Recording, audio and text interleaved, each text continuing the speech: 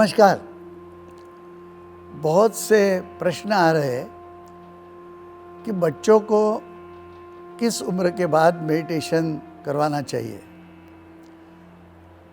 बहुत अच्छा सवाल है, लेकिन एक बात समझिए,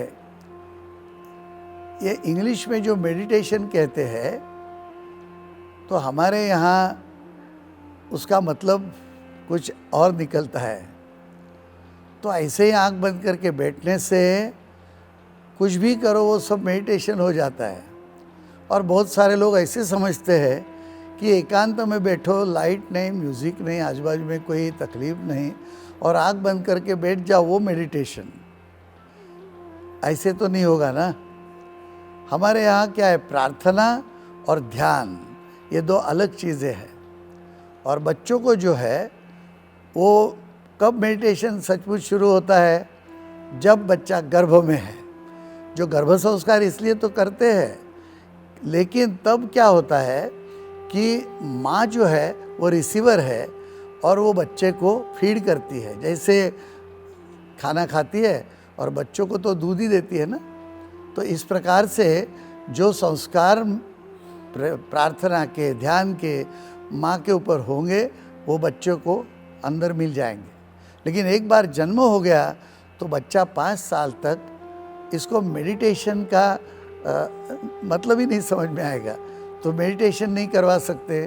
कभी कभी तीसरे 3 साल के बाद बच्चे की जिह्वा जो है वो शुद्ध हो जाती है तो कुछ प्रार्थनाएं गवा सकते हैं। और बच्चों को सचमुच तो मुझे पूछेंगे कि उनके साथ खेलना, और खेलने में जो तादात्म्य हो जाते हैं और अलग अलग गेम्स होते हैं, जैसे आकार अलग अलग है उनको बिठाना, और कहीं रिंग्स होती है वो बराबर अंदर डालना, एक जो स्टिक होती है उसमें, ऐसे कुछ भी जो है वो गेम्स बच्चे खेलते हैं, वही उनके लिए मेडिटेशन है।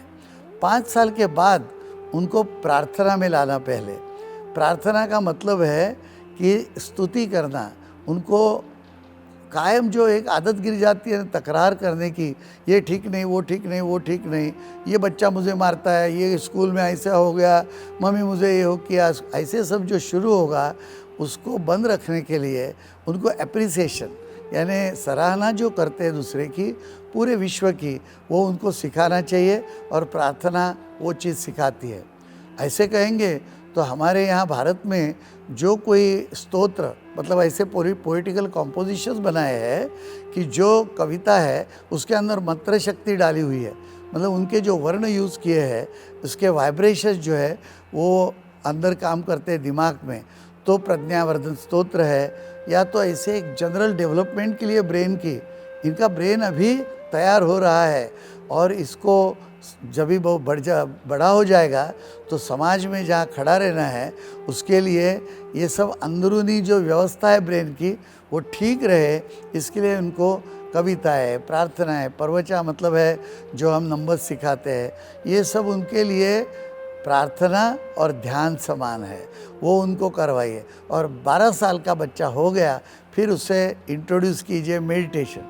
मेडिटेशन का मतलब क्या है कि सर्वसमावेशकता भगवान को चाहिए। भगवान को चाहिए कि मैं सब जगह हूँ, मुझे देखना सीखो।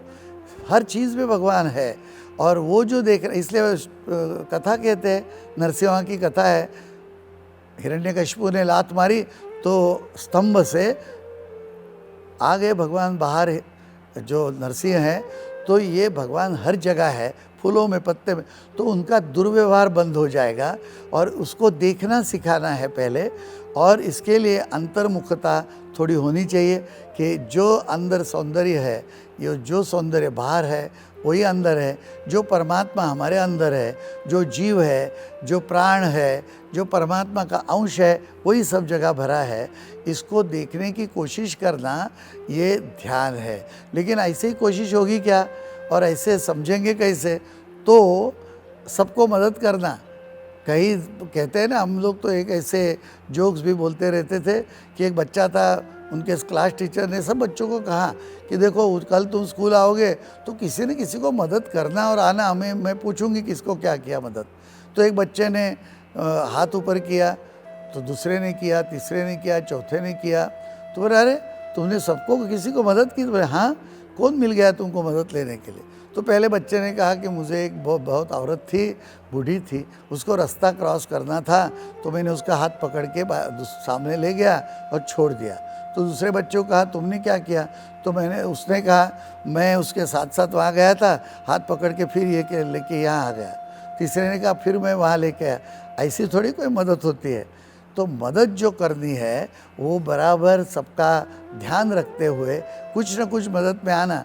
मौसी मैं आपके ला दूँ सब्जी, मैं दूध दे दूँ, मौसी दरवाज़ा बंद कर लेना, ऐसे नहीं कहना मौसी मैं जा रहा हूँ दरवाज़ा बंद कर लिया है। ये जो आदत है, ये आदत ही ध्यान की शुरुआत है।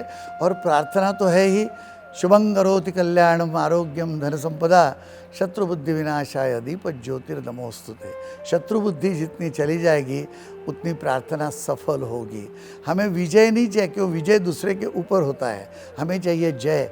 जय का मतलब है अपने आप पर विजय। और ये जो बात है, ये यदि शुरू करेंगे तो आगे जाके बच्चे बहुत बड़े बन जाएंगे, कोई अच्छा काम देश के लिए करेंगे, माता पिता का सुनेंगे, समाज में एक अच्छा कंट्रीब्यूशन हो जाएगा। और ध्यान वो फिर ज़िंदगी भर करेंगे ही।